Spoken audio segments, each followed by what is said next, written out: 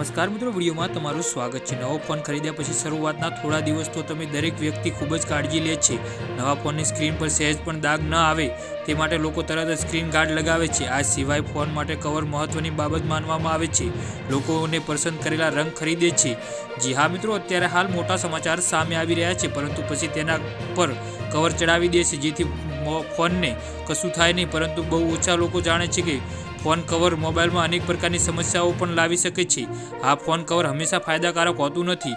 તો આ લેખમાં ચાલો જાણીએ કેવી રીતે ફોનને કવરમાંથી હીટિંગની સમસ્યા થઈ શકે છે। ખાસ કરીને ઉનાળામાં ફોનને કવર કરીને રાખવામાં આવે તો આ મોબાઈલ ફોન ઝડપથી ગરમ થઈ જાય છે। જેમ જેમ ફોન ગરમ થાય છે તેમ તેમ અટકી જાય છે। જી હા મિત્રો, તો તેને ધીમે ચલાવવા લાગે છે।